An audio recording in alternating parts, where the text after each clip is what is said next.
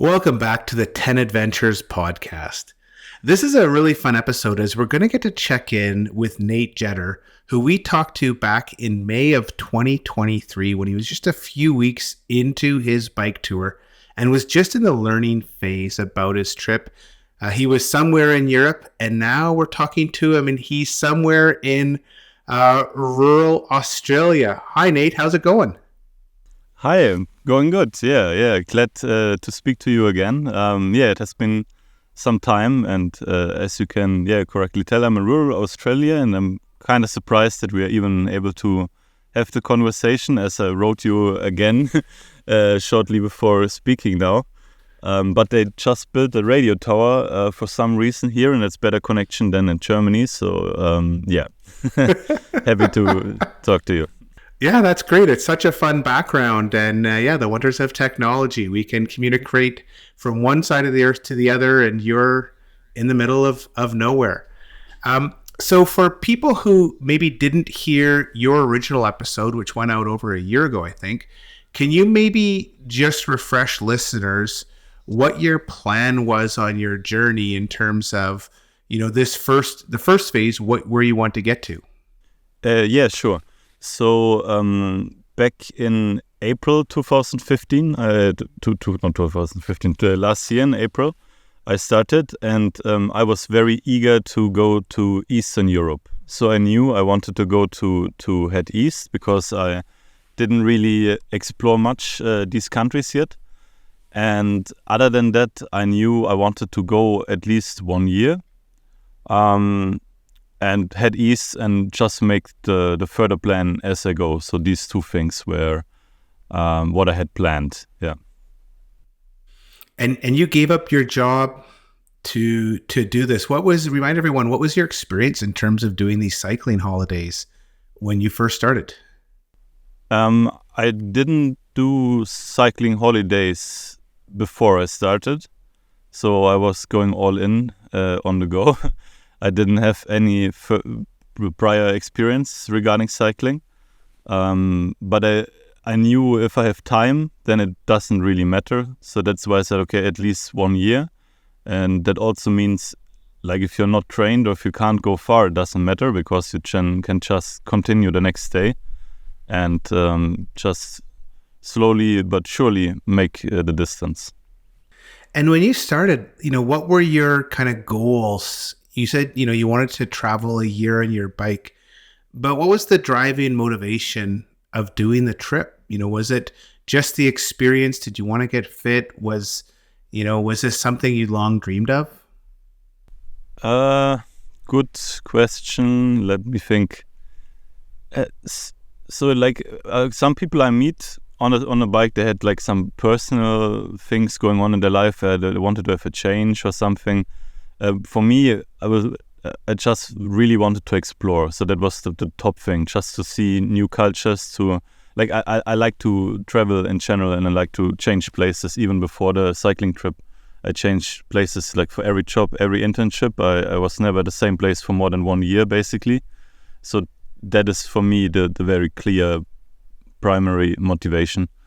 And like everything else just comes along with it. And the bike was a pragmatic decision for me. So I was doing like a pro and contra list, how I want to travel. And it's not because I'm like a cyclist or a cyclist fan, but it's just a very nice way to travel for me. It's just like the perfect speed. I remember when we chatted, there was kind of a little bit of uncertainty. You wanted to make it to Georgia, but I felt like, you weren't sure if it was going to happen, and you definitely didn't know what was going to happen after Georgia. So can you maybe start, I think we talked to you, were you in Germany, I think, still, when we were chatting? Can you maybe talk about the route you took and how far you got in that first phase? So, I started in Germany, and then, as I said, I really, really wanted to go east. I did a small loop via France because I've never been in that region, and it's very close to my home. So I was like, I have to go now. And then through Switzerland, then Liechtenstein, Austria, and like pretty much all the Balkans, and everything there was kind of Yeah, it kind of just developed as I went along. So the initial plan of the route was more northerly, so it would have been less countries and like easier because it would have been across the Danube River, so it's more easy to cycle there. But as I went, I was like, I also would like to go to like Montenegro, Albania, Macedonia, to all the other countries I've never been at. And that continued then to like Bulgaria, Greece, and then Turkey is a very big one.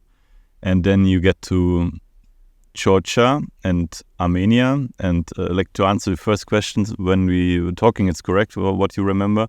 I had kind of like a down phase or something, or like a phase where I was thinking, how can I continue like in Turkey, because I was sick for some time. And I mean, I was mainly traveling on my own, so you have to do all the decisions on your own and everything.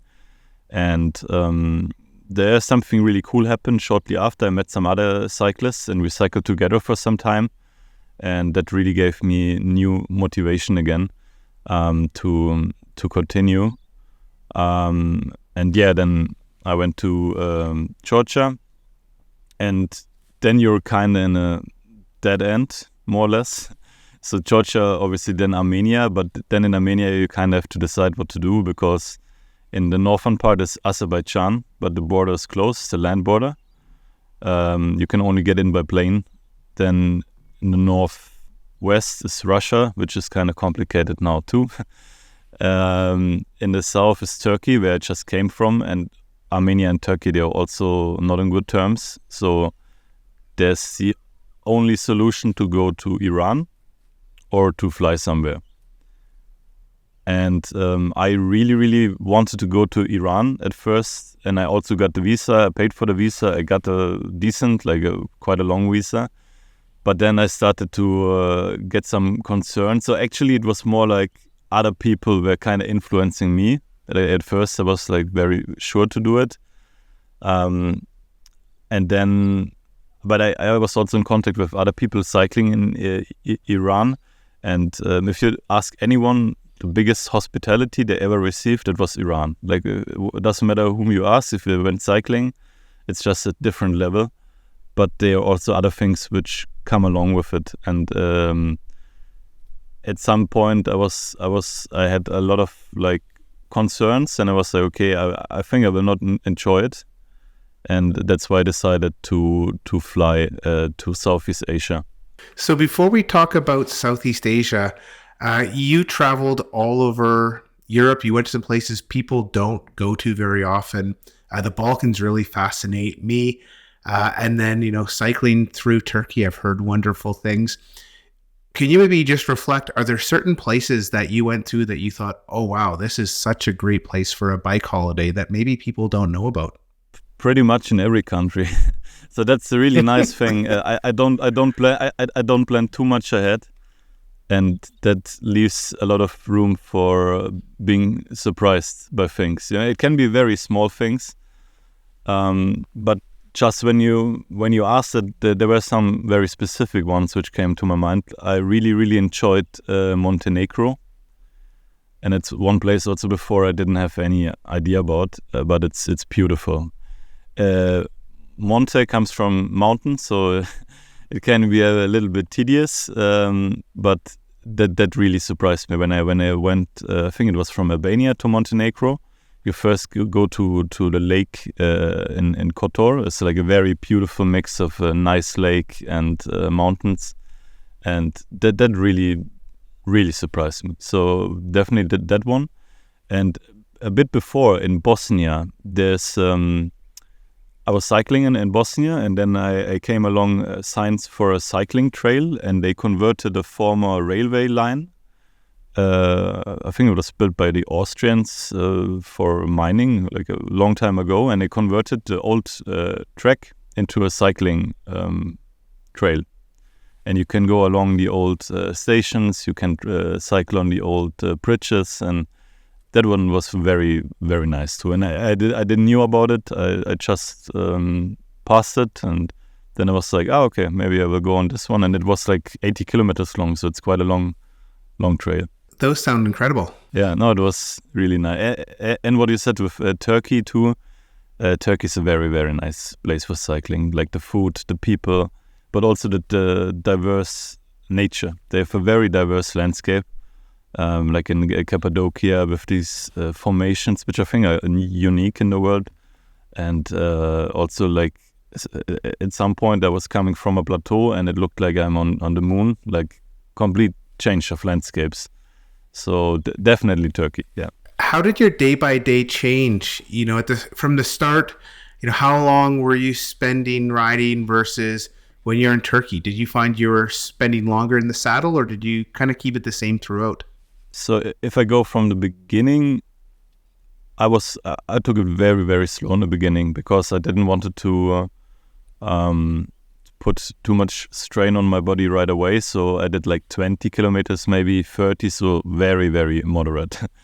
And then it got gradually more, and then it got gradually less. So I think in Turkey was the phase already when I was at like maybe 70 kilometers per day, which is depending on the road conditions, maybe around 4 or 5 hours, I think. Yeah. And sometimes if I had to go somewhere, it was more. But that was the good thing. I didn't really had to go somewhere. But Turkey is quite big. So, it takes a lot of time. It took the same time to pass Turkey than to pass all the other European countries before, which were like 13 or 14. So that gives you some perspective. Yeah. So obviously this first phase went well. By the time you got to Georgia, you wanted to keep on going. So let's hear, after Georgia, you went to Southeast Asia, and did you ride there or just explore? And how did you make your way down to Australia? Yeah. Just before answering that, one other thing which came to my mind, which maybe for people who would like to do the same, like for long distance or a long term, for me personally, and when I talk to other people, it was similar, that after like 6 or 7 months is also a good time to do a break, to maybe do 1 month volunteering or like working somewhere or just not moving. But of course it's an individual thing, but yeah, I think quite a lot of people agree with me on that it's good to at least maybe think about it. And if you get into what I felt when I was in Turkey, that I needed to change something, that you can take it out of your brain and say, okay, I will maybe do that for some time and then continue afterwards. That and Southeast Asia. I went to Vietnam, like in the northeast of Southeast Asia, and my plan was then to go all the way down to Bali, so through whole Southeast Asia. But unfortunately, like even before I flew there, I got sick. I had a sinusitis, I think it's called in English, so like an inflammation, and I couldn't really. Well, I could not cycle. I went to the doctor there too, and he said, "Okay, you have to take probiotics for like 2 weeks, so antibiotics for 2 or 3 weeks." So I wasn't able to cycle. And then I thought like, okay, well, what I'm going to do, it's like I'm in the northern part, I can't move with the bike. And then I changed to backpacking.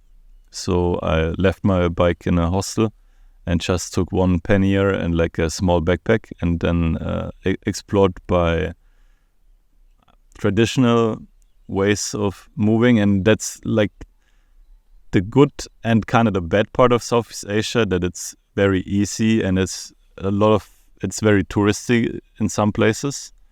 And I really, really felt the difference there between cycling somewhere and like backpacking, because in backpacking you go from one major point of interest or city to another one, and with cycling you go through everything in between too, and that is usually where for me the interesting interactions happen.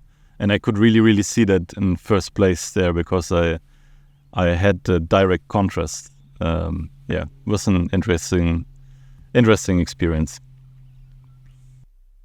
It's funny you mention that because I think that's one thing I've never really thought of this, but one thing I love about trekking and cycle touring and is you kind of get to these out of the way places, and even if you go to a place like Tuscany, my wife and I are going there for a walking tour this autumn, and we were reflecting back to our last trip, which we did in a car.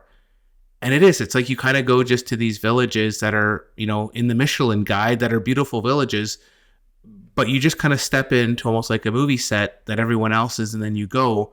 But when you cycle, I did a cycling trip in Tuscany, and I saw a totally different side. And I hadn't kind of just pieced it together, but you're right. When you're on foot or you're on your bike, you kind of interact with everything. And it's a totally different experience than even doing a self-drive tour, because you just see so many different things that you just never see when you're just like a pure tourist. Yeah. And what you just mentioned, the interactive part, it goes in both ways. So I think even on a motorcycle, you will not have the same experiences, because when you're cycling by, people know they can reach you like verbally. They can like sometimes they're waving or they're saying something. They don't do it with a motorcycle because they're too fast and they have a helmet on. They can't hear you. So it's a very, very specific thing, which is about the bicycle. And you can travel the same country, the same place, but you will have completely different experiences.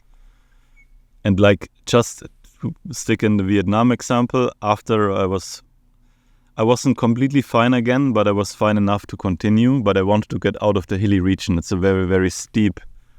It's not very high, but it's a lot of up and down in a short time. So I was certain at the day I started, because I had to go up like 700 meters. I was sure I will not make it on my own. So it means I was bound to like hitchhiking, and I had no idea how it works in Vietnam, and it was kind of touristy area, so it's not really easy usually. But I was waiting, and it took like 2 minutes, and then like a small truck stopped, and were two Vietnamese guys. They were delivering meat to the hotels, and then we put my bike also on the back of the truck. And I kind of helped them also with the delivery, because the one guy had to wait in the car, and then I had to open the door. Or like I've seen him struggle in the mirror, and then I was helping him. And then they put me to the top of the city, and I had to continue another like 500 meters of altitude. Again, I couldn't do it on my own, so I was hitchhiking again. Took 5 minutes, and there were another two guys in a small delivery truck. And they were salesmen for faucets. So they were selling faucets all around Vietnam, northern part of Vietnam. And I rode with them for 3 hours. And in the end, I was like in a very small town. And like I cycled after we departed ways. They had to go another direction. I cycled for some time. And we met up in the evening again for dinner. They invited me. They paid for everything. They had a very nice selection of meals. It was one of the best meals of my life, because they really knew what was good. And like the evening ended with us singing karaoke with the local policeman in a small town in Vietnam. And that's a completely different experience to... I mean, you can get into that as a backpacker too, but it's less likely, because if you're hitchhiking, maybe, but not in a traditional sense. That's so much fun. It's you're right. It's these kind of chance encounters where you get to connect with people that you'd never meet or get to know in other situations. So you're not feeling 100%. You're on your bike in Vietnam. Do you keep going all the way down and make it to Indonesia, or does your health interrupt your trip? No, I got well again, but. So also one thing about the Iran decision is it's very, very big. Like it's huge. And it would have taken me, the way I am cycling and I like to cycle now, around 2 to 3 months. Let's say it like that, yeah. And already back in Georgia, Armenia, I knew I want to continue cycling, but I don't want to spend the rest of my life cycling. So I want to do it maybe for one more year, pretty much, like back in Armenia, so total 1.5 years. And then I kind of thought of already, okay, which parts do I really want to see now? And which I don't have to see everything, so that's the point. And Southeast Asia, I did a different approach than in Europe. I did like a hybrid cycling, transport, like public transport combination, because also if you look at the map, it's huge. Like compared to Europe, Southeast Asia and the countries, yeah, it's just massive. And I like to cycle maybe 4 hours, 3 hours to 5 hours. So you can only get a certain amount, and either I cycle more, or I take longer, or I combine it with public transport. And I did the last option in Southeast Asia.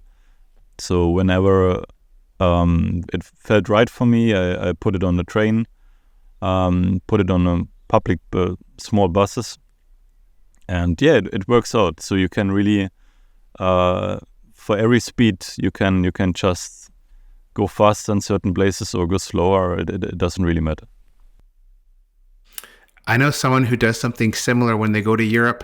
If there's a big, if they're cycling in Spain and there's a massive rainstorm, if they can take a train, to France and escape the rain, they'll do that. And it's like, yeah, it's worth €100 train ticket to not have to ride in the rain for 3 days for them. And I know they battled the, do one route in its entirety and don't miss one pedal stroke, versus, hey, this is supposed to be fun. And so if it's not fun, if it's rainy, if, it turns out the route they're on, if it's just like on a, busy road and there's no shoulder, they'll just be, okay, well, let's take a train and go, a couple hours away, and, the weather might be better or the roads might be better. And it's funny because as humans, we always want to do, I have the same thing. It's like, you want to do the whole thing, but it's kind of irrelevant if you do the whole thing. And if you're not enjoying it, it's like, just have fun. And so that's something I've started to bring into my life here. I'm in my 40s, and I'm just learning it that, yeah, don't try and be complete. Just do what you want and make sure you have fun. So I think it's cool that you've realized that, and you're like, yeah, I'm just doing the parts I want to do. It's somewhat kind of, you kind of want to have the challenge, I think. And I also, in the beginning, I was more open to the challenging part of doing it. But it's not, when you come back to my motivation, it's really not my motivation, and don't want to prove, or don't have to prove anything to anyone about being physically able to, even now I still endure a lot of physical challenges. You can't get out of that even if you try. And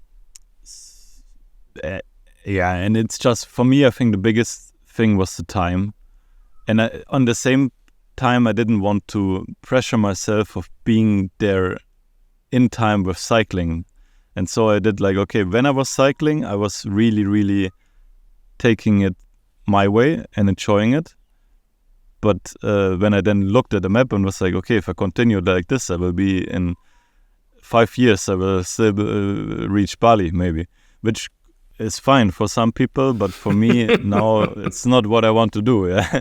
So I was like, okay, I will cycle the next 400 kilometers my way, and then I take a train for 700 kilometers, because there will be still 5 more weeks of cycling Vietnam or Thailand, because it's huge. So so that is what I did quite heavily in Southeast Asia. But still, I was there for 4 months while doing trains, and I was cycling pretty much every day. Yeah. Were there certain parts in Southeast Asia that you fell in love with, in terms of cycling, that you just thought, oh, this was such a special place to ride? So Laos was very special in the sense that there are some touristy places like Luang Prabang and other ones, but north of that, when you come from Vietnam, there are only small villages, and the children are going crazy when they see cyclists. So it was the most genuine and happy reaction I ever seen so far on the trip. So they like, as soon as they see or hear someone coming, they run out the houses and like chase you down and wave, and it's in every village. So that I think is a really was a nice experience. And other than that, Thailand was like the first time it felt like being a vacation because it's so easy to travel in Thailand. Basically, whole Thailand is kind of a resort, more or less. Even in the not so touristy places, it's just, and the road conditions in Thailand are perfect. I don't know how they do it. Like even in the very rural parts, it's perfect tarmac, smooth, completely easy to cycle on. They have a complete nice shoulder on the highway, so you have a lot of space. And you can even sleep at the highway police stations. So you can also like book them kind of in Google. They have a spare room or like a hotel room. I don't really know how it works, but I did it like 2 or 3 times. So you can just show up and ask if you can sleep, and sometimes you also get food, like very good food. So, and the temples in Thailand. You can camp in the temples, and I did it like 60 or 70% when I was sleeping in Thailand was at the temple, and every single village has a temple. Even in between, they have thousands and thousands of temples. So you're in Australia now. You are you gonna, I think it's been about a year and a bit now you've been riding. Do you know where you're gonna go next? Is the bike journey gonna continue, or you feel like this is winding up?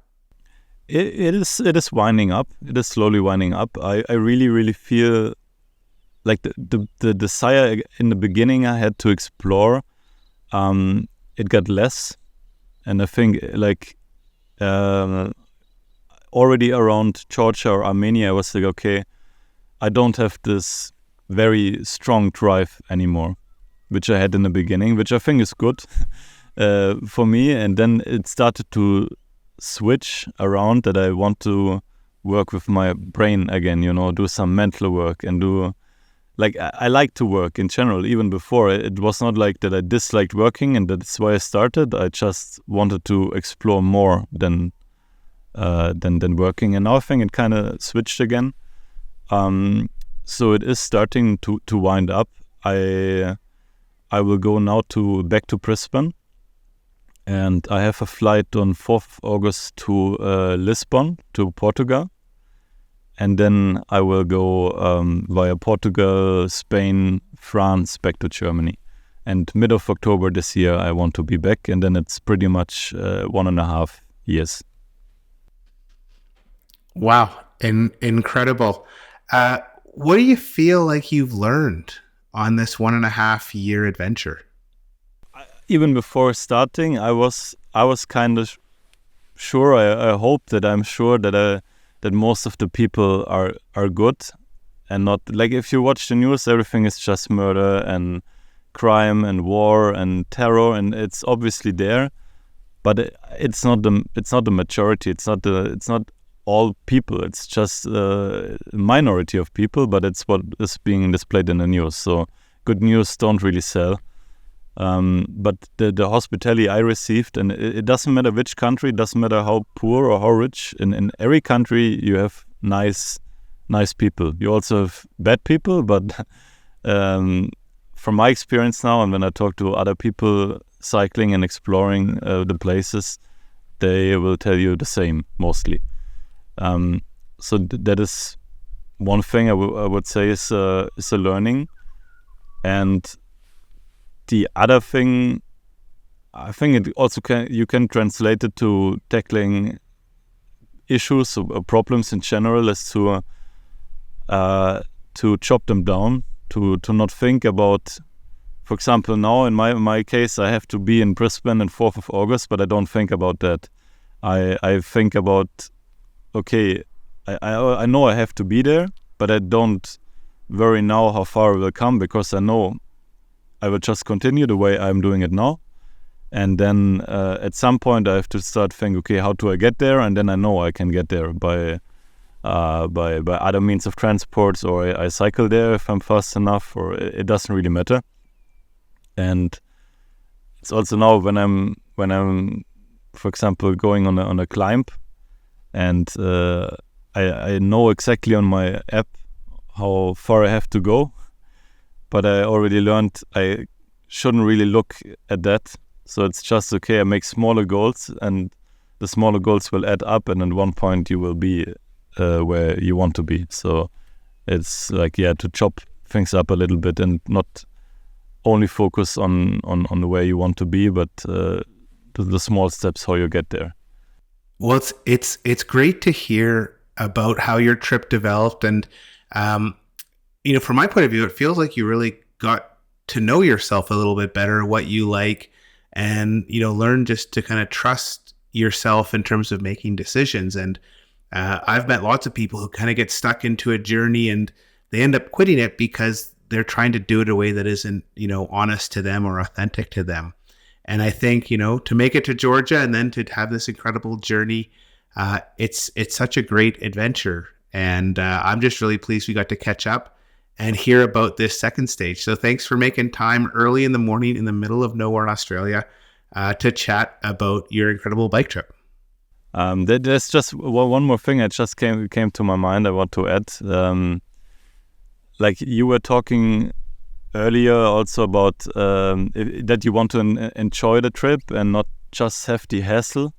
Like when you talked about the friend in Spain with the storm, and I just had here a very, very similar situation. I took the train from Brisbane to Cairns, which is in north, and then I want to go back down, and the thing is I didn't account for the wind, so you have complete headwind the whole journey from Cairns back down to Brisbane, which is like around 2,000 kilometers. And at the beginning, I was like, okay, why didn't I think about the wind in that kind of way? Because usually I know it comes sideways, but not parallel to the coastline. And then I was thinking, okay, how much does it impact now my level of enjoyment? Or do I want to do something about it in case of, do I go back down and cycle up and down again? And I think it's at a certain level, it's also okay to suffer a little bit from things because now, for example, the stretch I am, there's no wind. And yesterday it was like a very, very enjoyable day of cycling because I just was way faster. And I think sometimes suffering is also... It just belongs to life, I guess, to a certain level. And if you then are beyond the point where you don't have to, for example, the wind anymore, then it's just more enjoyable. So there's like a certain level between how much you can endure and what you can change, because you can't have the perfect conditions all the time. You can't just go from when it's rainy you go into sunny, when it's like windy you go to not windy. So I think that's what also a learning for me, to just endure certain parts, but also know the point when you say, okay, I really don't enjoy it anymore and now I have to change something again.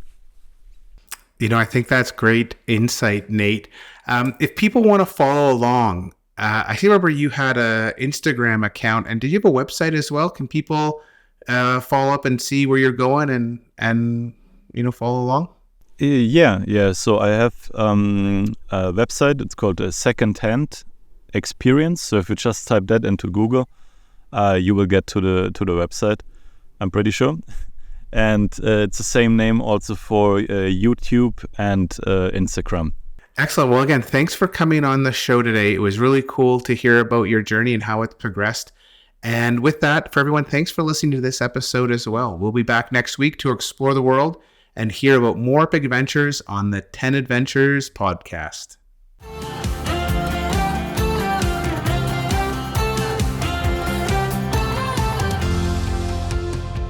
Start planning your own adventure by visiting us at 10adventures.com and listen to other episodes of the 10 Adventures podcast on Amazon Music, Apple Podcasts, Spotify, or anywhere else you find your podcasts.